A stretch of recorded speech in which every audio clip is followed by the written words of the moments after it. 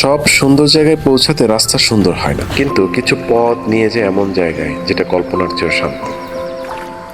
আর তখনই নৌকাটা ধীরে ধীরে এমন জায়গায় ঢুকে পড়লো যেখানে মনটা অনেকদিন ধরেই যেতে চাচ্ছিল, শুধু শান্তভাবে একটু হারিয়ে যাওয়ার জন্য। কিছু পথ আছে যেগুলো সুন্দর না হলেও যেখানে যাত্রাটাই আসল গল্প হয়ে যায়। বৃষ্টির পর ভেজা কাদা মেরিয়ে আমরা হাঁটছিলাম, আমি আর আমার ছোট্ট সঙ্গী, দুজনেই যেন কোনো অজানা আনন্দের দিকে এগিয়ে যাচ্ছিলাম। পথ শেষ হলো না, বরং শুরু হলো আর একটা যাত্রার। ইঞ্জিনের শব্দ, পানির ছোঁয়ার সামনে অজানা এক সবুজের ডাক।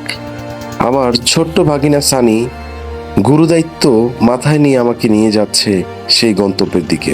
ধীরে ধীরে ঢুকে পড়লাম আমরা সবুজের ভেতরে, যেখানে নদী আর বন একসাথে গল্প লিখে চলেছে।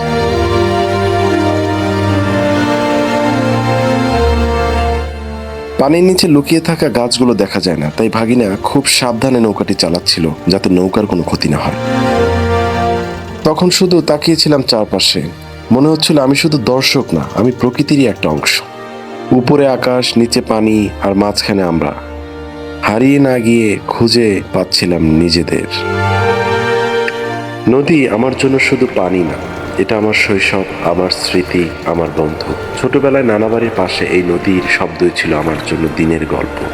আজও মনে হয় নদী আমাকে চিনে ফেলে।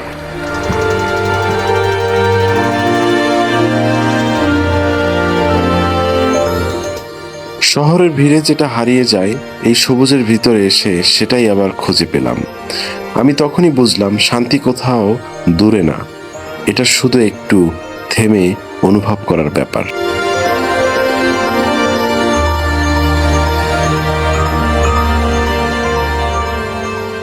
চারপাশটা দেখে এতই ভালো লাগছিল, এখান থেকে যেতে ইচ্ছে করলো না। তাই ভাগিনাকে বললাম, নৌকাটা একটা গাছের সাথে বাঁধ, এখন পানিতে নামতে হবে। মাঝে মাঝে জীবন এমন জায়গায় নিয়ে যায় যেখানে কোনো পরিকল্পনা থাকে না, শুধু অনুভব থাকে। শহরের ব্যস্ততা, ধুলোবালি আর ক্লান্তি সবকিছু যেন এক নিমিষেই ভ্যানিশ হয়ে গেল যখনই নদীতে ঝাঁপ দিলাম। নিজেকে শুধু ছেড়ে দিলাম প্রকৃতির কোলে।